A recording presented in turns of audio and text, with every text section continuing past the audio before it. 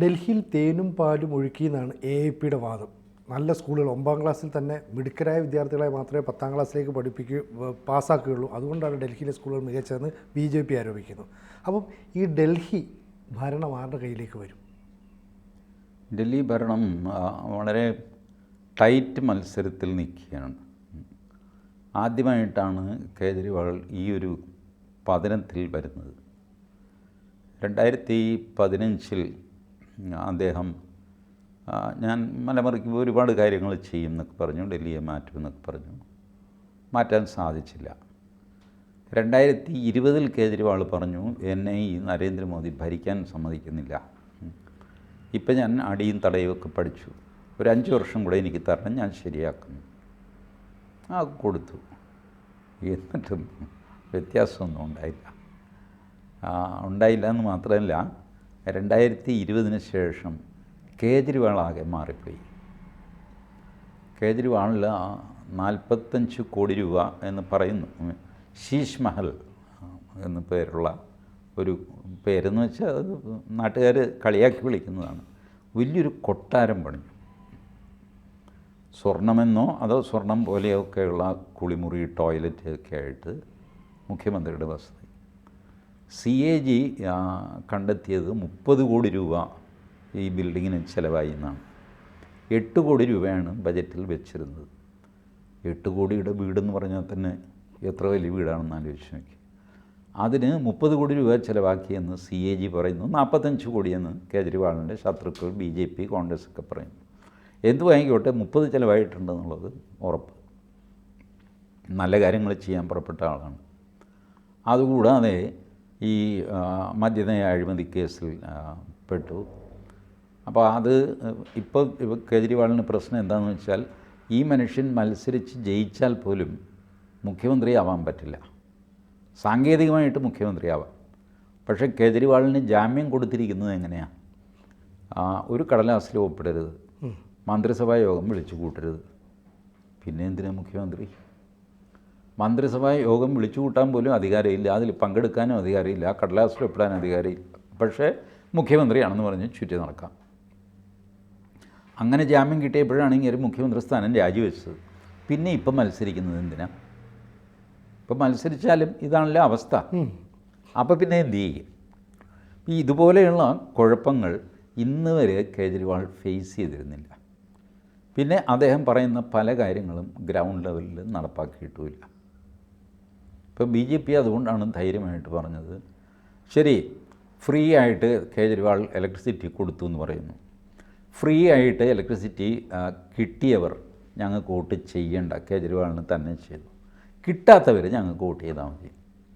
ഇത്ര ധൈര്യമായിട്ട് അവർ പറയണമെങ്കിൽ അതിനർത്ഥം ഇങ്ങനെ കൊടുത്തിട്ടില്ല. കറൻറ്റേ ഇല്ല, പിന്നെ എങ്ങനെ ഫ്രീ ആകും? ഇത് യോഗി ആദിത്യനാഥ് ഡൽഹിയിൽ വന്നപ്പോൾ ചോദിച്ച ചോദ്യമാണ്. താൻ കറൻറ്റേ കൊടുക്കുന്നില്ല, പിന്നെ ഫ്രീ കറണ്ട് കൊടുക്കുമെന്ന് പറയുന്നത്? ഇത് കൊടുത്തിട്ട് വേണ്ടത് പിന്നെ ഫ്രീ എന്ന് പറയാൻ. കൊടുക്കുന്നേ ഇല്ല, പിന്നെ ഫ്രീ എന്നുള്ള വാക്കിന് അർത്ഥമില്ലല്ലോ. അപ്പോൾ ഇങ്ങനെ ഈ ഒരു വാഗ്ദാനവും പാലിക്കാത്ത ആളാണ് കേജ്രിവാൾ എന്നുള്ളത് ഈ തെരഞ്ഞെടുപ്പിൽ പുറത്തു വന്നു. മാത്രമല്ല, ഈ വാഗ്ദാനങ്ങൾ പൊള്ളയായിരുന്നെന്നും ഇവർ അകത്തുനിന്ന് കാശുണ്ടാക്കിയിരുന്നെന്നും എല്ലാവർക്കും മനസ്സിലായി. ഈ ഒന്നും ചെയ്തില്ലെങ്കിൽ സുപ്രീം കോടതിയിൽ ആ കേസ് നിലനിൽക്കില്ല. സുപ്രീം കോടതിയിൽ സ്ട്രോങ് ആയിട്ട് ആ കേസ് നിലനിന്നു. സുപ്രീം കോടതി ഇത്ര സ്ട്രോങ് കണ്ടീഷൻസ് ഇട്ടാണ് കേജ്രിവാളിന് ജാമ്യം കൊടുത്തിരിക്കുന്നത്. അത് തന്നെ കൊടുക്കരുതായിരുന്നു എന്നുള്ള അഭിപ്രായക്കാരനാണ് ഞാൻ. കാരണം കേജ്രിവാൾ ജാമ്യം ചോദിച്ചില്ല, സുപ്രീം കോടതി സ്വമേധയാ അങ്ങ് കൊടുത്തതാണ്. അപ്പോൾ ഇങ്ങനെയൊക്കെയുള്ള ജാമ്യമൊക്കെ ആയിട്ട് നടക്കുന്ന ആൾ ഇപ്പോൾ തെരഞ്ഞെടുപ്പ്. പക്ഷേ ഒരു കാര്യമുണ്ട്, ആം ആദ്മി പാർട്ടിക്ക് ഒരു ബേസ് അവർ ഡൽഹിയിൽ ഉണ്ടാക്കിയിട്ടുണ്ട്.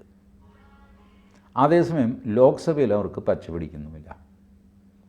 2019 ലോക്സഭയിൽ 7 സീറ്റും, അല്ല ഇപ്പോൾ 2024 ലോക്സഭയിൽ 7 സീറ്റും മോദിക്കായി. ആ 7 ലോക്സഭാ സീറ്റ് നോക്കിക്കഴിഞ്ഞാൽ 52 നിയമസഭാ സീറ്റുകളാണ്. 52 നിയമസഭാ സീറ്റുകളിൽ BJP ജയിച്ചു എന്ന് വേണം ലോക്സഭയിലെ കണക്ക് വെച്ച് നമ്മൾ മനസ്സിലാക്കാൻ. ബട്ട് ഇതിനു മുമ്പും സംഭവിച്ചു. നിയമസഭ വന്നു കഴിയുമ്പോൾ BJP തോറ്റുപോകും.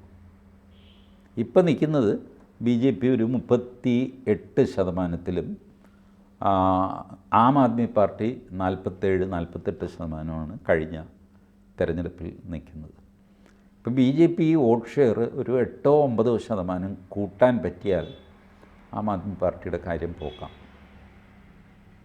അത് കൂട്ടാൻ പറ്റുമോ എന്നുള്ളതാണ് ചോദ്യം. അതിനുള്ള എല്ലാ പരിപാടിയും BJP ചെയ്യുന്നുണ്ട്. ഇപ്പോൾ ഒരു നിയോജക മണ്ഡലം രണ്ടാക്കിയിട്ട് ആ നിയോജകമണ്ഡലത്തിൻ്റെ ഓരോ പകുതിക്കും ഓരോ ഇൻചാർജിനെ വെച്ച്, ആ ഇൻചാർജ് എന്ന് പറയുന്നത് നിസ്സാരക്കാരല്ല, കേന്ദ്രമന്ത്രിമാരാണ്. ഡൽഹിയിലെ ഒരു നിയോജകമണ്ഡലം രണ്ടാക്കി ഉപയോഗിച്ചിട്ട് ആ നിയോജകമണ്ഡലത്തിൻ്റെ ചാർജ് ഒരു കേന്ദ്ര നേതാവിന്, കേന്ദ്ര BJP നേതാവിന്, മന്ത്രിക്കൊക്കെ കൊടുക്കുക. നമ്മുടെ രാജീവ് ചന്ദ്രശേഖർ, അങ്ങനെയാണ് സുരേഷ് ഗോപി പോയി പ്രസംഗിക്കുക, ഇതൊക്കെ ഉണ്ടായില്ലേ. രാജീവ് ചന്ദ്രശേഖറിൻ്റെ ചുമതലയുണ്ട്, സുരേഷ് ഗോപിക്ക് ചുമതലയുണ്ട്. മാത്രമല്ല ഇവരിത് ചെയ്യുന്നുണ്ടോ എന്ന് എവറി 2 hours അവർക്ക് ഫോൺ വരും. ഇന്ന് കോണ്ടാക്ട് ചെയ്യാനുള്ളവരെ കോണ്ടാക്ട് ചെയ്തോ, എത്ര പേരെ കോണ്ടാക്ട് ചെയ്തു, എവിടം വരെ എത്തി, എവറി 2 hours മോണിറ്ററിംഗ് ഉണ്ട്. അങ്ങനെ മോണിറ്റർ ചെയ്യുന്ന ആൾക്കാരെ മോണിറ്റർ ചെയ്യാൻ വീണ്ടും ആൾക്കാരുണ്ട്. നിങ്ങൾ കംപ്ലീറ്റ് ഫീഡ്ബാക്ക് എടുത്തോ, സുരേഷ് ഗോപിയുടെ എവിടം വരെ എത്തി, രാജീവ് ചന്ദ്രശേഖറിൻ്റെ എവിടം വരെ എത്തി, അങ്ങനെ ചോദിക്കുന്ന ആൾക്കാർ. ഈ രീതിയിൽ അവർ മോണിറ്റർ ചെയ്യുന്നു, എല്ലാ ആൾക്കാരെയും കോണ്ടാക്ട് ചെയ്യുന്നു BJP. ആം ആദ്മി പാർട്ടി ചെയ്തിരിക്കുന്നത് എന്താണെന്നറിയാമോ? അവർ തെരഞ്ഞെടുപ്പിന് മുമ്പ് തന്നെ, തെരഞ്ഞെടുപ്പ് വരുന്നു എന്ന് എല്ലാവർക്കും അറിയാമല്ലോ, തീയതി മാത്രമല്ലേ തെരഞ്ഞെടുപ്പ് കമ്മീഷൻ പ്രഖ്യാപിക്കുന്നുള്ളൂ.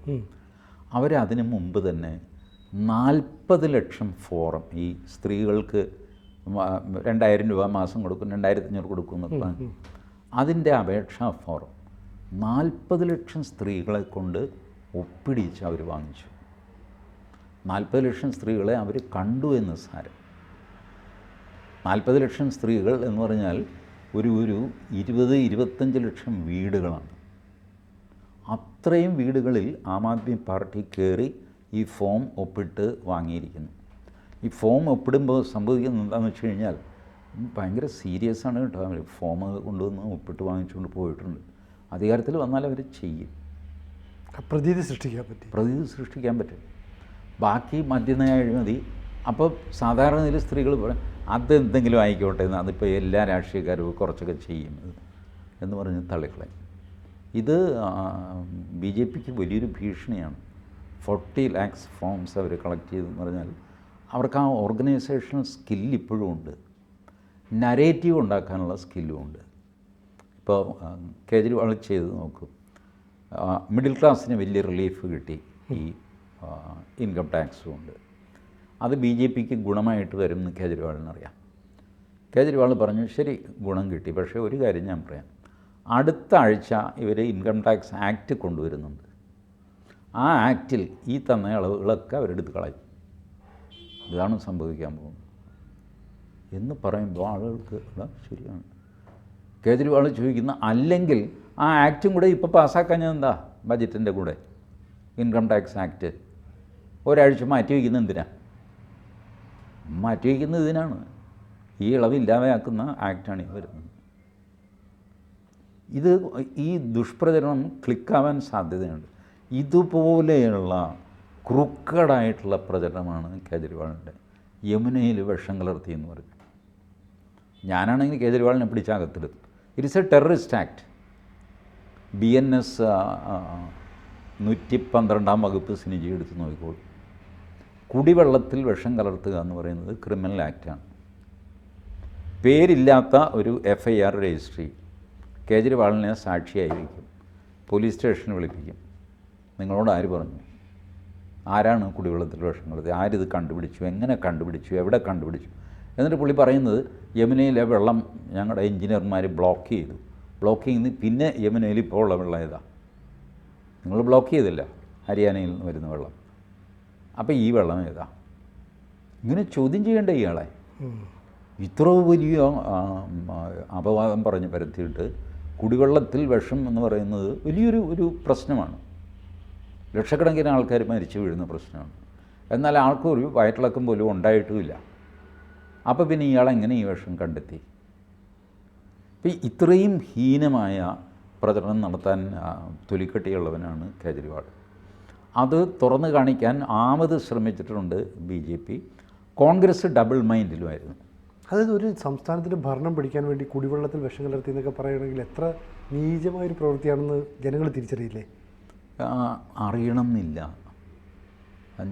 ജനങ്ങളുടെ ചിന്ത പലതും പല രീതിയിലൊക്കെ പോകും. അപ്പോൾ ഞാൻ പറഞ്ഞു വന്നത് കോൺഗ്രസ് ഡബിൾ മൈൻഡ്. കോൺഗ്രസ് വളരെ സ്ട്രോങ് ആയിട്ട് തെരഞ്ഞെടുപ്പിൽ പ്രചരണം നടത്തി മുന്നോട്ട് വന്നാൽ അത് BJPക്ക് ഗുണമാകും എന്ന് കോൺഗ്രസ് ഭയക്കുന്നു. ആപ്പിൻ്റെ വോട്ടാണ് കോൺഗ്രസ് പിടിക്കാൻ പോകുന്നത്. അപ്പോൾ ആദ്യം രാഹുൽ ഗാന്ധി ഒന്ന് മടിച്ചു, അത് വേണ്ട, BJP അങ്ങനെ ജയിക്കണ്ട. കോൺഗ്രസ്സുകാർ പറഞ്ഞു ഇത്തവണ BJP ജയിച്ചാലും അടുത്ത തവണയെങ്കിലും നമുക്ക് ജയിക്കാൻ പറ്റും, ഇപ്പോൾ സ്ട്രോങ് ആയിട്ട് പ്രവർത്തിച്ചാൽ. സംഘടന മുഴുവൻ താറുമാറായി കിടക്കുകയാണ്. ബട്ട് രാഹുൽ ഗാന്ധി മടിച്ച് നിന്നിട്ട് ലാസ്റ്റ് മിനിറ്റിലാണ് ഒരു മൊത്തം 6 റാലിയോ മറ്റോ ഉണ്ടായിരുന്നു, അതിൽ 4 ക്യാൻസൽ ചെയ്ത് 2 മറ്റാണ് വന്നത്. അപ്പം മനസ്സില്ലാ മനസ്സോടെ പുള്ളി ഇടപെടുന്നു. ഇടപെട്ട് കഴിഞ്ഞപ്പോൾ വീണ്ടും വഷളായി. കാരണം രാഹുൽ ഗാന്ധി പറയുന്നു, നിങ്ങൾ ഈ അരവിന്ദ് കെജ്രിവാൾ മദ്യനയ അഴിമതി കേസിൽപ്പെട്ട ആളാണ്. ശരിയുമാണ്, ആദ്യം കോൺഗ്രസ്സാണ് ഈ ആരോപണം കൊണ്ടുവരുന്നത്, മദ്യനയ അഴിമതി കേസ്. അപ്പോൾ മദ്യനയ അഴിമതി കേസിൽ EDയുടെ അറസ്റ്റ്, CBIയുടെ അറസ്റ്റ് അത് ശരിയാണെന്ന് രാഹുൽ ഗാന്ധി സമ്മതിക്കുന്നു. അങ്ങനെയാണെങ്കിൽ കേജ്രിവാൾ തിരിച്ചടിച്ചു, നിങ്ങളുടെ പേരിലുള്ള നാഷണൽ ഹെറാൾഡ് കേസും അതിനെ തുടർന്നുള്ള അന്വേഷണം അതും ശരിയാണെന്ന് സമ്മതിക്കാൻ തയ്യാറാകുമോ? ഇത് കേജ്രിവാൾ രാഹുൽ ഗാന്ധിയോട് ചോദിക്കുന്നു. എന്ത് ചെയ്യും രാഹുൽ ഗാന്ധി? കേജ്രിവാളിനെതിരെയുള്ള കേസ് ശരിയാണെന്നും എനിക്കെതിരെയുള്ളത് തെറ്റാണെന്നും പറയാൻ പറ്റുമോ? അപ്പോൾ ഇതാണ് സീരിയസ് ആയിട്ട് രാഹുൽ ഗാന്ധി ഇടപെടാൻ മടിച്ച കാര്യം ഇതാണ്. പക്ഷേ ഇടപെട്ടു. ഇപ്പോൾ കോൺഗ്രസിനും നല്ലൊരു ഒരു വോട്ട് ഷെയർ അവർക്കുണ്ടാകും. കോൺഗ്രസ് സീറ്റ് പിടിച്ചാൽ അത് കോൺഗ്രസ്സിന് കിട്ടുന്ന വോട്ടുകളുടെ എണ്ണം കൂടുന്തോറും BJPയുടെ സാധ്യത വർദ്ധിക്കും. അതാണ് ഡൽഹി തിരഞ്ഞെടുപ്പിലെ ഇപ്പോഴത്തെ അവസ്ഥ. അപ്പോൾ രാജ്യം ഭരിക്കുന്ന പാർട്ടിക്ക് തലസ്ഥാന ഉൾപ്പെടുന്ന ഡൽഹിയുടെ ഭരണം കിട്ടുക എന്നുള്ളത് വളരെ അത്യാവശ്യം കൂടിയാണ് അല്ലേ? ആ രീതിയിലുള്ളൊരു നീക്കം അത്യാവശ്യം എന്ന് പറഞ്ഞാൽ അതൊരു നാണക്കേടായിട്ട് നിൽക്കുന്നു BJPക്ക്. എത്ര കാലമായി? 1998 ശേഷം ഇന്ന് വരെ ഡൽഹി അസംബ്ലി BJPക്ക് കിട്ടിയിട്ടില്ല. ലോക്സഭയിൽ തൂത്തുവാരുകയും ചെയ്യുന്നു. അതൊരു നാണക്കേടല്ലേ? അതാണ് BJPയുടെ പ്രശ്നം. കൂടുതൽ വാർത്തകളും വിശേഷങ്ങളും നിങ്ങളിലേക്ക് എത്താൻ ABC മലയാളം സബ്സ്ക്രൈബ് ചെയ്യുക, ബെൽ ബട്ടണും അമർത്തുക.